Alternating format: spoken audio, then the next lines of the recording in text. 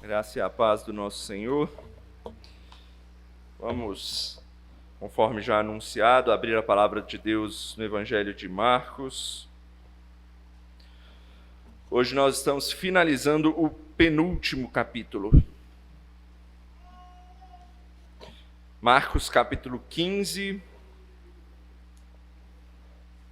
versículos 33 a 47.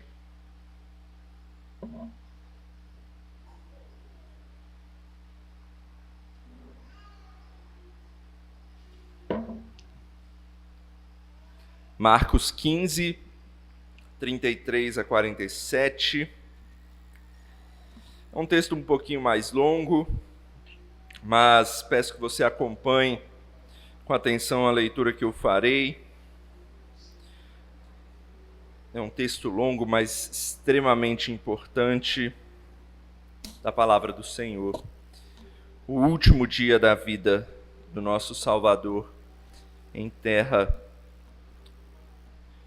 antes da sua morte, né?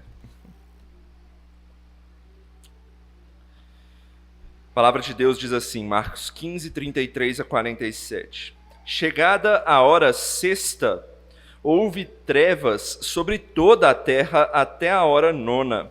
A hora nona, clamou Jesus em alta voz, Eloi, Eloi, lama sabachthani, que quer dizer, Deus meu, por que me desamparaste? Alguns dos que ali estavam ouvindo isto diziam, vede, chama por Elias. E um deles correu a embeber uma esponja em vinagre e, pondo-a na ponta de um caniço, deu-lhe de beber, dizendo, deixai, vejamos se Elias vem tirá-lo. Mas Jesus, dando um grande brado, expirou. E o véu do santuário rasgou-se em duas partes, de alto a baixo. O centurião que estava em frente dele, vendo que assim expirara, disse, verdadeiramente, este homem era o Filho de Deus.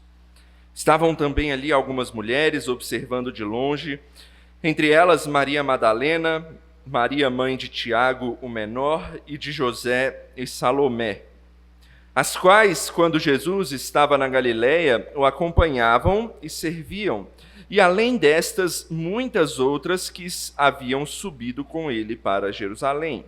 Ao cair da tarde, por ser o dia da preparação, isto é, a véspera do sábado, vindo José de Arimateia, ilustre membro do Sinédrio, que também esperava o reino de Deus, dirigiu-se resolutamente a Pilatos e pediu o corpo de Jesus.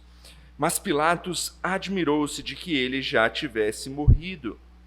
E tendo chamado o centurião, perguntou-lhe se havia muito que morrera. Após certificar-se pela informação do comandante, cedeu o corpo a José. Este, baixando o corpo da cruz, envolveu-o em um lençol que comprara e o depositou em um túmulo que tinha sido aberto numa rocha, e rolou uma pedra para a entrada do túmulo. Ora, Maria Madalena e Maria, mãe de José, observaram onde ele foi posto. Até aí, vamos orar. Senhor, nós agradecemos, ó Pai, pelo relato da Tua palavra e pedimos que o Senhor nos abençoe, ó Pai, através dele. Este relato que conta esse dia tão triste, tão doloroso na vida do nosso Salvador, mas também tão importante para a história deste mundo e para as nossas vidas. Que o Senhor nos abençoe para que possamos entender este texto da melhor maneira possível e que ele possa florescer nos nossos corações. É o que pedimos e oramos no nome de Jesus. Amém. Tem algum objetivo ou um trabalho que você tenha em mente que esteja te atormentando para você chegar na conclusão dele? Daqueles que você sonha finalizar e quando acabar, você quer soltar aquele grito de eu consegui, terminei isso aqui, nossa, nem acredito, acabou. Eu lembro de algumas coisas na minha vida que eu consegui dar esse grito. Por exemplo, quando eu finalizei o seminário, foi algo assim muito bom. Até na formatura a gente tira aquele chapéuzinho, joga para o alto e grita e comemora, porque realmente foi um tempo difícil. Mas tem um outro momento que veio um pouquinho antes desse do seminário, que eu acho até um pouco mais marcante, que foi o momento quando eu terminei a monografia para poder formar no seminário. Talvez a Carisa até lembre, quando eu terminei, eu fui lá no quarto ou na sala, não lembro onde ela estava, e eu cheguei feliz, acabei esse negócio que eu não aguentava mais fazer. Ô trem difícil. Tem gente aqui na igreja que deve estar fazendo ainda e deve estar entendendo o que eu estou falando. E esse foi mais marcante para mim do que a própria finalização do seminário. E por quê? Porque a monografia ela é certamente o trabalho mais custoso, mais denso, mais demorado para você conseguir terminar no seminário. É o trabalho de conclusão de curso, né? E provavelmente todo mundo que já fez um curso de formação aí deve ter passado por algo assim. E além disso, a monografia também é a etapa final do curso. Então, quando você finaliza a monografia, o restante é quase como se fosse protocolo, né? O restante, o fim do seminário, a finalização das outras matérias, é quase como protocolo, porque você já terminou o que era mais importante. A finalização da monografia é quase como se fosse uma habilitação para você concluir o seu curso. E no texto de hoje, a gente vai ver Jesus concluindo a monografia da missão dele aqui na Terra. A morte de Jesus, ela é a conclusão do grande evento da missão de Jesus. É o dia mais sombrio, até literalmente falando, a gente leu no texto, né, que tudo ficou em trevas, mas também porque mostra a perversidade, a pecaminosidade do homem, da humanidade, recaindo sobre o Filho de Deus. Mas como nós já vimos, isso era necessário acontecer. Era uma etapa que não podia mais faltar e era a mais difícil de todas para se concluir pelo nosso Salvador. E hoje nós vamos ver a conclusão dessa obra nesse texto. Não é a conclusão do seminário, porque Jesus, ele ainda, a gente sabe, vai ressuscitar, ele ainda vai ser assunto aos céus, ele ainda vai voltar para nos resgatar, ou seja, a obra completa de Jesus ainda está por terminar, por acabar. Mas tudo isso dependia dessa obra aqui, desse evento aqui, que é a morte na cruz. Ela foi dura, ela foi sofrida, mas ela não foi trágica, porque o que ela representa é o amor do nosso Salvador por nós, pelo seu povo. Então, o que a gente vai ver hoje nesse texto é que a morte de Cristo, ela não representa um fim trágico, mas a conclusão da obra salvadora e o início da nova vida do seu povo. É isso que a gente vai ver hoje. A morte de Cristo não representa um fim trágico, mas a conclusão da sua obra salvadora e o início da nova vida do seu povo. Vamos ver isso em 3 partes, em 3 pontos que esse texto aqui vai nos mostrar. Primeiro, a gente vai ver exatamente essa conclusão da morte de Jesus e o que ela representou. Veja aí novamente os primeiros versículos do nosso texto, a partir do 33. Chegada a hora sexta, houve trevas sobre toda a terra, até a hora nona. A hora nona clamou Jesus em alta voz, Eloi, Eloi, lama sabachthani, que quer dizer, Deus meu, por que me desamparaste? Alguns dos que ali estavam ouvindo isto diziam, vede, chama por Elias. E um deles correu a embeber uma esponja em vinagre e pondo-a na ponta de um caniço, deu-lhe de beber, dizendo, deixai, vejamos se Elias vem tirá-lo. Mas Jesus, dando um grande brado, expirou. O texto começa dizendo que era a hora sexta. Isso aí era meio-dia. Era a linguagem deles de falar o horário, né? É meio-dia. Ou seja, Jesus já estava na cruz há mais ou menos 3 horas, porque é dito no texto anterior que Jesus foi para a cruz a hora terceira do dia, ou seja, 9 da manhã. Então, de 9 até meio-dia, Jesus já estava há 3 horas na cruz. E nesse momento, algo extraordinário acontece, sobrenatural. Tudo se escurece. Imagina você, sol de meio-dia e tudo fica escuro. Tá, certamente não era aquela escuridão breu, provavelmente era o sol sendo coberto por algo. Não sabemos o que, a Bíblia não nos diz, mas milagrosamente tudo ficou escuro, pleno meio-dia, o momento em que o sol está mais alto no céu e tudo fica escuro. O texto diz que toda a terra fica escura. A gente não sabe se esse toda a terra representa todo o planeta Terra, pode ser, ou talvez ou talvez a terra de Israel, o território de Israel ficou escuro. Mas isso não importa muito para nós. O que importa é que foi um evento extraordinário e ele representa alguma coisa. Primeiro, o que ele representa? Representa um cumprimento de profecia. Talvez na sua Bíblia aí até esteja lá no finalzinho, algumas Bíblias têm a referência, né? Deve estar apontando lá para o livro de Amós. Amós 8, versículo 9, lá está escrito assim: sucederá que naquele dia, diz o Senhor Deus, farei que o sol se ponha ao meio-dia e entenebrecerei a terra em dia claro. Isso estava profetizado que iria acontecer. O dia do Senhor, o dia sombrio da morte do Filho de Deus está finalmente acontecendo, como Deus já havia mostrado em todo o Antigo Testamento que aconteceria e que era necessário que acontecesse. Mas além disso, a escuridão quer dizer algo mais para a gente. Na Escritura, a escuridão frequentemente ela é mostrada para nós como um tema de julgamento. Por exemplo, vocês lembram da história do Egito, quando o povo estava sendo resgatado ali por Moisés da escravidão? Quando foi a última praga, o texto diz que tudo ficou escuro, e aí o anjo da morte veio e passou pelas casas. Era o julgamento de Deus caindo sobre aquela nação, sobre o Egito.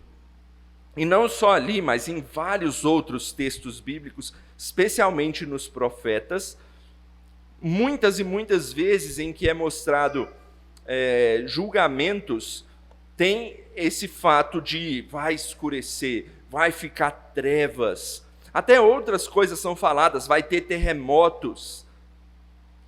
E sabia que lá em Mateus diz que isso aconteceu também? Marcos ele é mais sucinto, ele cita só as trevas. Mas lá em Mateus cita também o tremor da terra e cita também ressurreição de alguns mortos, quando Jesus veio a morrer. Mas que julgamento, talvez você se pergunte? O que é que está sendo julgado aí? E essa é a pergunta-chave. É a resposta que a gente precisa dar, ela mostra para nós o intuito aqui. E a gente já tem uma ideia disso. Não poderia ser outra resposta, senão os nossos pecados na pessoa de Jesus Cristo. Era aquele momento, era Deus mostrando até pela natureza que a justa condenação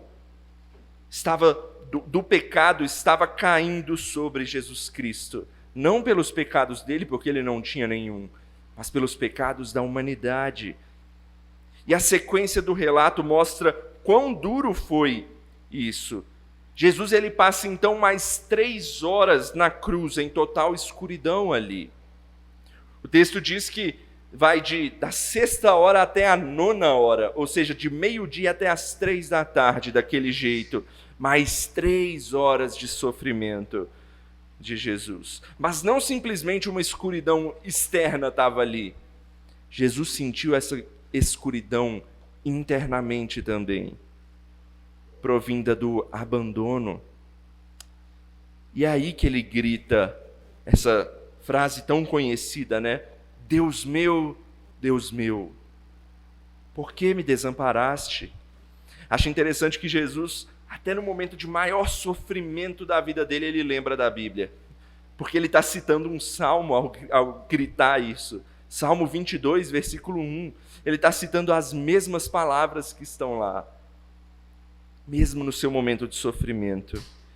Aqui a gente tem o grito de desespero final de Jesus. É o grito do desamparado, do abandonado. É assim que Jesus se encontrava nessa hora mais sombria, poucos instantes antes da sua morte. Meu irmão, Cristo realmente sofreu não só a dor física, mas também a dor psicológica do abandono.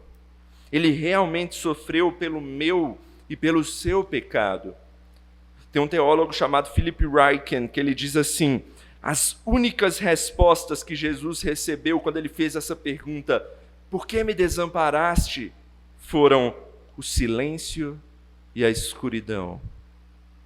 O silêncio de ser abandonado por Deus e a escuridão de ter os nossos pecados sendo julgados e condenados na pessoa dele. E eu quero mostrar duas coisas importantes a partir disso. Primeiro, esse abandono total de Jesus representa a necessidade daquilo, a necessidade da cruz. Se até o Filho de Deus foi abandonado por conta do pecado que nem era dele, o que dirá se fôssemos nós pagando o preço do pecado? Porque nós de fato somos pecadores. E Jesus passou por isso porque ele era o único capaz de ser o sacrifício perfeito. E isso nos leva à segunda coisa importante que eu preciso dizer a respeito desse abandono. Esse mesmo autor que eu citei, Philip Ryken, ele resume bem esse ponto. Ele diz: o abandono do Filho de Deus na cruz não é só essa má notícia de dor e sofrimento, mas para nós é boa notícia. É boa notícia. Por quê? Porque significa que os filhos de Deus nunca serão abandonados. O Filho de Deus foi abandonado na cruz, mas porque ele precisava fazer o pecado também ser abandonado na cruz. Porém, o pecador que se arrepende nunca será abandonado, porque Jesus já fez e completou essa etapa. Você não precisa ser abandonado. Jesus Cristo passou o que passou na cruz para que o seu próprio povo nunca tenha de passar por isso também. Esse é o principal ponto da conclusão da morte de Jesus. Ele morreu para que nós não precisássemos morrer eternamente. Mas tem algo a mais nessa conclusão da morte de Jesus. O texto diz que logo depois que ele deu esse grito aí de sofrimento, de desamparo, algumas pessoas confundiram o que Jesus estava dizendo ali como se ele estivesse clamando por Elias. A palavra é parecida no aramaico. Eloi e Elias, Eli. Ou seja, tem uma certa semelhança. Só que, muito provavelmente, não foi uma confusão que eles fizeram simplesmente. Foi mais parte da zombaria que já estava ocorrendo por perto de Jesus ali. Principalmente é zombaria porque logo em seguida é dito que alguém desses que falaram que ele gritou por Elias pega vinagre e oferece a Jesus. E zomba dele dizendo: vamos ver se Elias vai tirar ele de lá mesmo, nessa abstração doida. Vou dar até uma bebida para ele aqui. Mas essas zombarias não serviam mais de nada. Porque depois que Jesus gritou esse grito de sofrimento e abandono, ele percebeu algo. Ele percebeu que ele chegou ao fim do cálice da ira de Deus. Ele havia concluído o que ele pretendia. Então o texto diz que ele dá um brado e morre. Muitas pessoas devem achar que esse brado nada mais era que mais um grito de dor e sofrimento, e por não aguentar mais ele vai e desfalece e morre e expira, como diz o texto, né? Mas não. Sabemos que esse brado de Jesus registrado por João não foi um brado, um grito qualquer. Você lembra o que ele disse? Está consumado. É o grito de Jesus. Isto é, a obra dele estava completa. Foi como um brado não de derrota, não de sofrimento, mas um brado de vitória que ele deu. Eu consegui, ou talvez ele tenha pensado, acabou, eu cumpri a minha missão. É muito pouco quando Eu lembrei da minha monografia, né, quando eu falei, eu consegui, eu finalizei. Olha a obra que Jesus finalizou. E isso quer dizer que se você crê na obra redentora de Cristo, a missão dele já está finalizada. A principal parte da missão dele já está concluída. Isso quer dizer que os seus pecados já estão totalmente perdoados. Sabe o que você vai pecar amanhã, depois de amanhã, daqui um mês, um ano, já está perdoado pelo sangue de Cristo, porque a obra já está completa. A sua vida já está salva de uma vez por todas. Mas eu repito, eu estou falando isso para aqueles que creem no nome do Filho de Deus.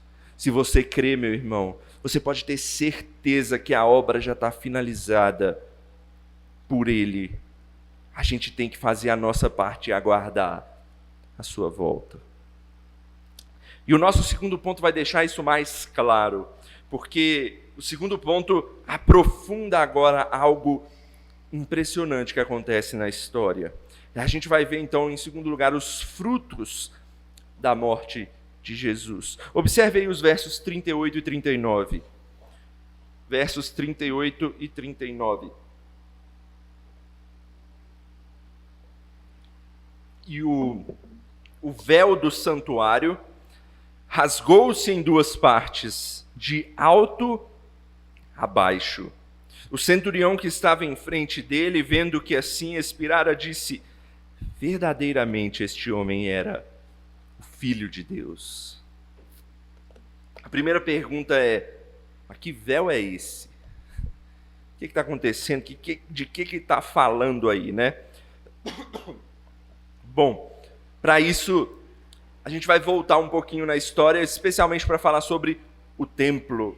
Ou desde antes do templo, né, quando havia a época dos tabernáculos. Nos tabernáculos havia uma divisão importante dentro do santuário. Havia um véu que separava dois locais, um chamado o Santo Lugar e outro chamado o Santo dos Santos, ou Santíssimo Lugar. O que cada um representava, né? O santo lugar era onde o serviço de adoração, os sacrifícios e tudo mais ministrado pelos sacerdotes acontecia. Só os sacerdotes entravam ali também. Enquanto todo o povo ficava do lado de fora do santuário, ali no pátio central, ali eles faziam todas as suas partes, a adoração deles ali, mas lá dentro era onde os sacerdotes ministravam o serviço de adoração e os demais sacrifícios. Mas e o Santo dos Santos? O Santo dos Santos era o local onde ficava a Arca da Aliança. E o que isso representa? Ali era o local onde habitava a presença de Deus. Por isso que é o Santíssimo Lugar. Não é só santo, é Santíssimo Lugar. Tanto que naquele local, apenas o sumo sacerdote tinha o direito de entrar, e não era quando ele quisesse, não, era uma vez por ano. Toda vez, no dia da expiação, ele entrava lá. E era era algo tão difícil assim, tão complicado deles fazerem, tão temeroso deles, que eles amarravam uma corda no sumo sacerdote e ele entrava amarrado com uma pessoa segurando essa corda do lado de fora. Porque se acontecesse alguma coisa com ele, vai que ele tem um ataque do coração e morre lá dentro, eles poderiam conseguir puxar ele. Porque se qualquer um entrasse ali, certamente seria consumido. E por que esse local é tão restrito? O nome do lugar, eu já cantei a pedra aqui, né? Santo dos Santos, Santíssimo Lugar, já nos ajuda na resposta.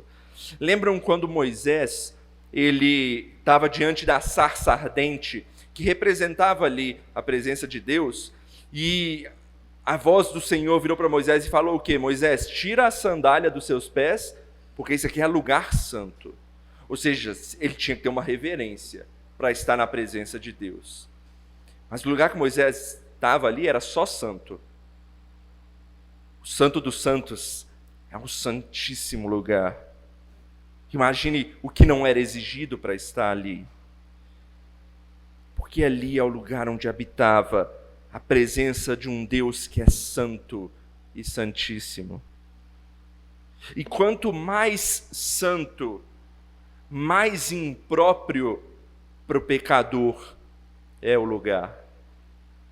Tem um pastor chamado John MacArthur que ele expressa isso muito bem. Ele diz assim: o véu era uma lembrança constante de que o pecado tinha tornado a humanidade imprópria para a presença de Deus.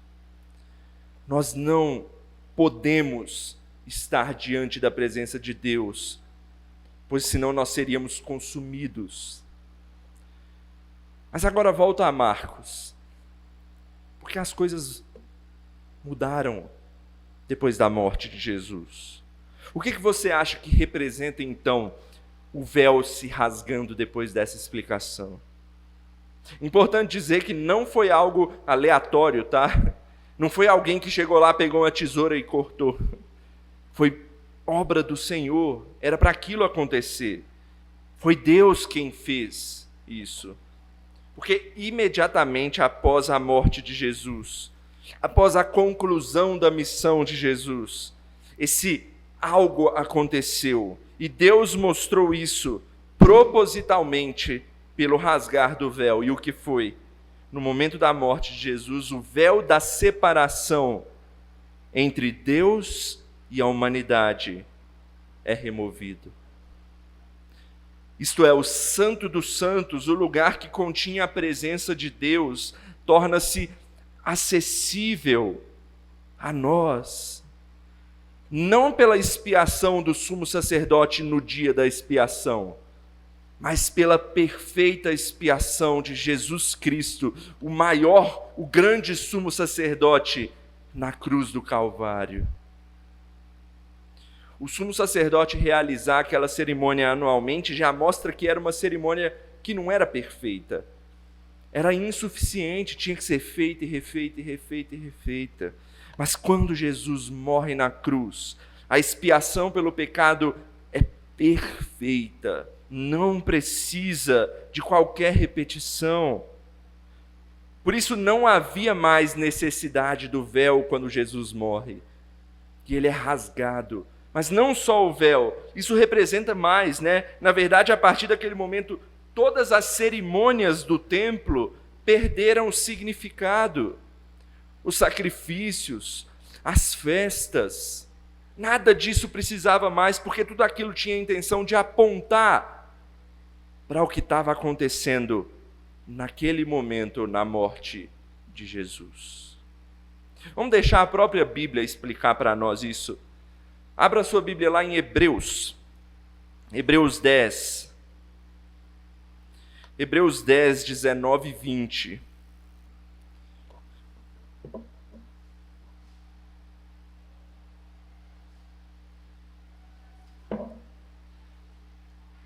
Hebreus 10, 19 e 20. Olha o que a palavra de Deus diz exatamente sobre esse tema.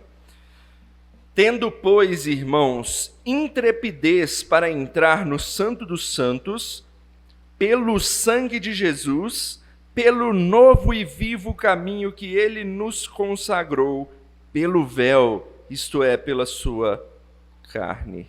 Sabe o que isso quer dizer? Que agora você tem livre acesso a Deus. Você não precisa de um mediador, você não precisa de um sacerdote, você não precisa de nenhum dos grandes nomes do Antigo Testamento, Moisés, Davi, qualquer um daqueles sacerdotes.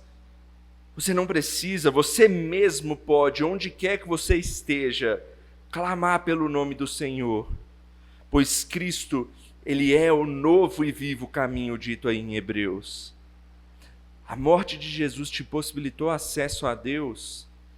Isso significa, meu irmão, que você pode orar, que você pode clamar, que você pode pedir, que você pode agradecer, se arrepender, se relacionar, se alegrar com o seu Deus. Porque Ele te ouve, porque Ele te vê, porque Ele se importa contigo. Porque Jesus conquistou isso para o seu povo. Não há mais barreiras para que nós possamos alcançar a Deus. O caminho já está aí. Basta crer que por meio de Jesus nós estamos diante do Pai.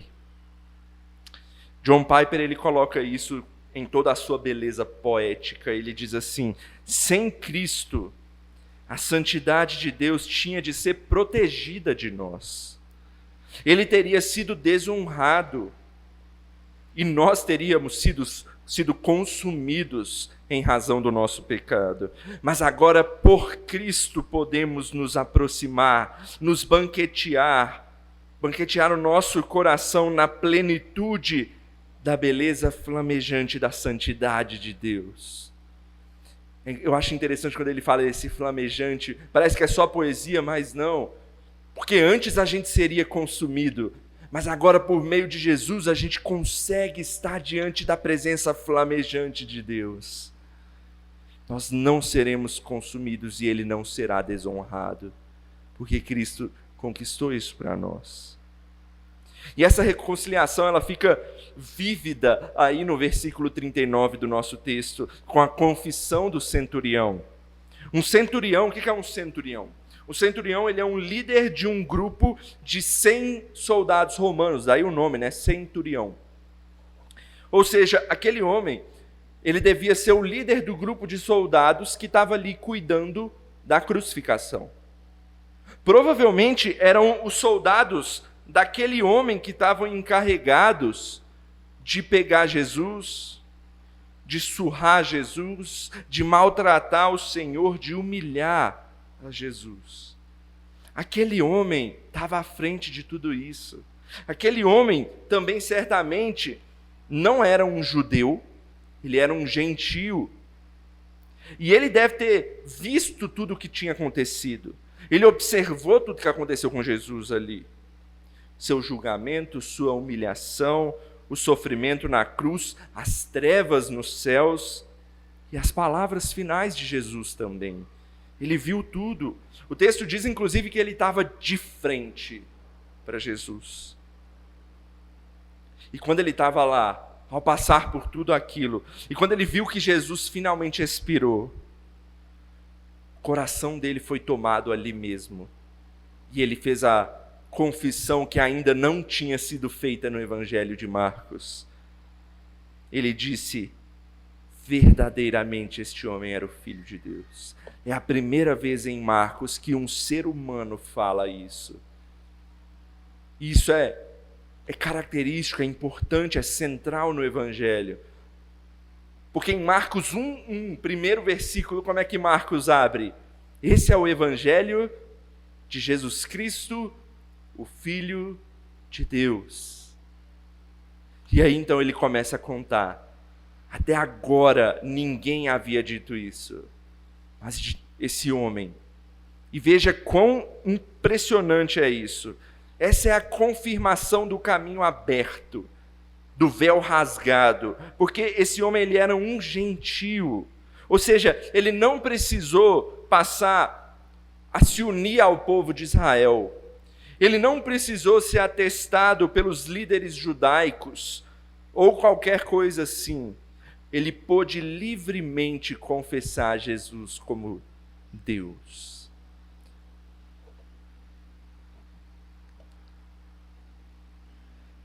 E isso serve de testemunho para nós hoje aqui. Inclusive, esse é o tema do nosso terceiro e último ponto. A gente falou da conclusão da morte, o que ela representou, a gente falou dos frutos, né? O acesso a Deus, a transformação do coração daquele homem. E agora a gente vai falar do testemunho da morte de Jesus. E o fato do centurião ser transformado mostra que nós, para nos achegarmos a Deus, não precisamos de nada mais, nada menos do que fé.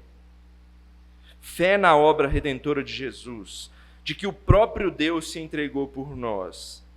Obviamente, aquele centurião, ele ainda não entendia tudo isso plenamente. Ele era um novo na fé. O coração dele tinha acabado de ser laçado pelo Evangelho. Ele ainda tinha muito o que caminhar, mas a chama do Evangelho havia sido acendida no seu coração. E isso é o testemunho da cruz na vida de todo o cristão. É isso que a cruz tem que fazer com todos nós, ela tem que acender a chama do Evangelho. E meu irmão, se a chama do Evangelho também já acendeu no seu coração, a gente tem que fazer de tudo para que ela cresça, para que ele pegue fogo de fato. A gente tem que buscar o Senhor intensamente. A gente tem que fortalecer essa nossa fé. A gente tem que se relacionar com o Filho de Deus por meio da sua palavra. Porque por meio dessa chama no nosso coração do Evangelho, a gente vai saber o que é ter paz e alegria por saber que alguém se entregou por você para te salvar e cuidar de você. Esse é o testemunho que é mostrado através do centurião. Mas não é o único testemunho desse texto. A parte final do texto vai nos apresentar alguns personagens novos aí, que vão dar os seus testemunhos também. As mulheres e um homem chamado José de Arimateia. Vamos ver primeiro as mulheres aí, versículos 40 e 41. Estavam também ali algumas mulheres observando de longe, entre elas Maria Madalena, Maria, mãe de Tiago menor e de José, e Salomé, as quais, quando Jesus estava na Galileia, o acompanhavam e serviam. E além destas, muitas outras que haviam subido com ele para Jerusalém. Diferente do testemunho do centurião, que é o testemunho da obra da cruz, que transforma o coração do crente, as mulheres aqui representam o testemunho da própria época. O que eu quero dizer com isso? Marcos insere elas aqui nesse texto porque ele sabe que elas são importantes para a história como testemunhas oculares daquilo que tinha acontecido, das várias etapas do evento. Você viu que Marcos coloca elas em cada uma das etapas. Ele diz que elas viram a crucificação, mas ele diz que elas acompanharam ele desde antes, o seguindo, o acompanhando e o servindo. Ou seja, desde o início elas estavam como testemunhas de Jesus e viram ele na crucificação, elas constataram a morte de Jesus, e o verso 47 aí do nosso texto ainda diz que elas observaram o exato local onde Jesus foi sepultado. E no capítulo 16, elas serão as primeiras testemunhas da ressurreição de Jesus também. Veja como Marcos mostra a importância delas. E por que isso é importante? Porque quanto mais fidedigno for o relato, mais crível ele seria naquela época, né? Porque imagina você, Marcos ele estava escrevendo lá de Roma, para pessoas ali na região que estavam na igreja com ele, e até outras pessoas que leriam ali o texto ou ouviriam sobre o texto e talvez pudessem se converter. E eles iriam querer ver provas daquilo, de tudo que aconteceu. Por quê? Porque eles certamente não participaram, não viram todos os eventos. Marcos, então, faz questão de colocar testemunhas, porque testemunhas são importantes para evidenciar fatos. Elas geram credibilidade àquilo que tinha acontecido. E que grandes testemunhas eram essas mulheres. O texto diz que elas vieram lá da Galileia com Jesus. Isto é, elas são legítimas discípulas de Jesus, porque elas fizeram exatamente o que um discípulo tem que fazer, né? Seguir e servir ao seu mestre. E Deus coloca essas mulheres, ou as mulheres de uma maneira geral, em alta conta nesse texto. Porque elas foram colocadas não só como testemunhas importantes, mas como as principais testemunhas de todo o relato ali. Não é só da ressurreição, tá? É de tudo. Elas passaram por todas as etapas, elas são as principais testemunhas. Até os discípulos não estavam ali. Lembra que os discípulos fugiram, saíram correndo?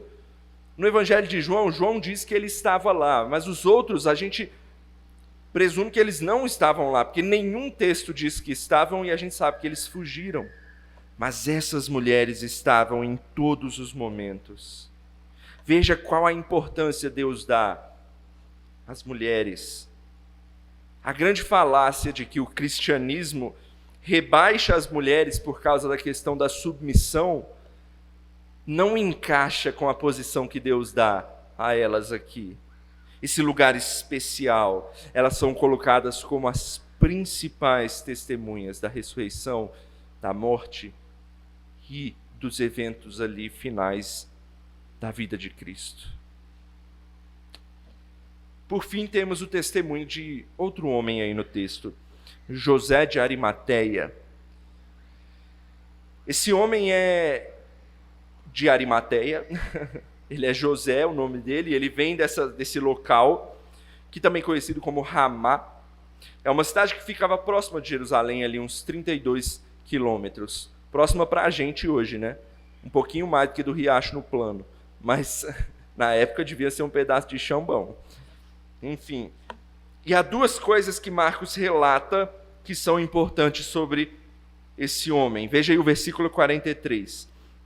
Vindo José de Arimateia, ilustre membro do Sinédrio, que também esperava o reino de Deus, dirigiu-se resolutamente a Pilatos e pediu o corpo de Jesus. Ou seja, primeiro o texto diz que ele era um membro, não é um membro qualquer, um membro ilustre do Sinédrio. Certamente ele não estava envolvido no julgamento de Jesus. A gente sabe que Jesus foi julgado pelo Sinédrio, mas certamente esse homem não estava envolvido nisso, justamente pela segunda coisa que Marcos diz a respeito dele aí, né? Que ele era um homem que esperava o reino de Deus. E, meu irmão, isso só pode ser dito de alguém que é um discípulo de Jesus, de alguém que serve ao Senhor. E o Evangelho de João confirma isso para nós, quando ele fala desse homem. Mas João acrescenta algo interessante sobre ele. Fala que ele era um discípulo de Jesus, mas em secreto, porque ele não queria ter problema com os judeus. Mas parece que agora as coisas vão mudar para ele. Porque o que impressiona aqui é que, por estar agindo como um ajudante de Jesus, veja, uma pessoa que quer o corpo para embalsamar, para colocar num lugar mais propício ali para ser sepultado, e fazendo da melhor maneira possível, ele está sendo um servo de Jesus. E ao fazer isso, ele está se colocando como um inimigo do próprio Sinédrio que condenou a Jesus. É como se esse homem estivesse dizendo, pelo que Jesus acabou de fazer por mim, eu relego a minha posição daquele local, se for preciso. Eu não posso mais ficar oculto. Eu preciso servi-lo e testemunhar a respeito do que ele fez. E servi-lo da melhor maneira que eu puder, ainda que isso me traga perseguições e inimigos. É o que esse homem faz. O texto diz que ele vai então corajosamente até Pilatos e pede o corpo de Jesus. Pilatos, ele se impressiona por Jesus ter morrido tão rápido, né? Ele fala, mas já morreu? Porque normalmente homens ficavam até dias na cruz. Que a cruz era justamente para ser sofrimento mesmo. O cara ficar dias ali até morrer. E Jesus morreu em 6 horas. E Pilatos então chama o centurião e fala, confirma para mim se ele morreu. Confirmado, ele falou, tá bom, tá aí o corpo. Porque para Pilatos, ele não estava nem aí com o que fosse feito com Jesus. E então, José de Arimateia vai e faz todo o trabalho. Ele retira o corpo ensanguentado e destruído de Jesus da cruz. Ele envolve num lençol novo que ele comprou. E ele coloca em um túmulo apropriado. Esse ponto final aqui, ele ensina algumas coisas importantes para nós. Porque nós, cristãos, temos o dever de sermos testemunhas de Jesus também. Todo cristão é uma testemunha do seu Senhor e Salvador. E nós somos testemunhas tal como o centurião é, porque um dia a cruz transformou o nosso coração também. Um dia a cruz nos fez reconhecer que Ele é o Filho de Deus. E isso tem que nos fazer ser testemunhas como essas mulheres aqui também foram. Pessoas que seguem e servem ao seu Senhor em todo o caminho da vida, demonstrando como a vida de Jesus impactou a vida delas. E por fim, a gente também tem que ser testemunha como José de Arimateia foi. Alguém que não se importou com as perseguições e os inimigos, mas em fazer o melhor para o seu Salvador, independente daquilo que fosse acontecer com ele. Meu irmão, para concluir, a morte de Cristo na cruz mostra tudo isso. Vemos não uma trágica derrota nesse dia sombrio aqui, mas uma triunfal vitória do nosso Senhor e Salvador, que morreu por um propósito de perdoar os nossos pecados. A gente vê os frutos disso na reconciliação que nós temos agora com Deus. Nós temos livre acesso a Ele, caminho aberto, e desfrutamos da presença dEle. E por fim nós vemos a repercussão também dessa morte na vida do centurião, na vida daquelas testemunhas que apontam para nós que nós devemos ser testemunhas fiéis daquilo que Ele fez por nós, do maior evento que esse mundo já viu. E eu não estou falando da morte de Jesus apenas. Eu estou falando da novidade de vida proporcionada pela morte de Jesus em nós. É provável que você tenha várias obras na sua vida, trabalhos aí que estão inacabados ainda. Mas Jesus concluiu o trabalho da cruz. E Ele te chama para segui-lo. Na verdade, é nosso trabalho também segui-lo. E, meu irmão, se tem um trabalho que você não pode deixar de concluir na sua vida, é concluir a carreira da fé no seu Salvador. Que a gente possa terminar a nossa vida falando igual o apóstolo Paulo falou para Timóteo certa vez. Combati o bom combate, completei a carreira, guardei a fé. Desde agora a coroa da justiça me está guardada, a qual o Senhor, justo juiz, me dará naquele dia, e não somente a mim, mas também a todos os que amarem a sua vinda. Esse é o nosso dever. Jesus já concluiu dele, que nós possamos concluir o nosso também. Vamos orar? Senhor meu Deus, nós agradecemos, ó Pai, a Tua obra na cruz do Calvário, pois ela conquistou salvação para nós. E se não fosse isso, nós estaríamos perdidos, Pai, que nós possamos enxergar a beleza disso, a grandiosidade do Teu feito naquela cruz, ó Pai, e nos tornar testemunhas do Senhor, para que esse mundo também possa conhecer isso e se voltar para o Senhor. É o que nós oramos e pedimos no nome de Jesus. Amém.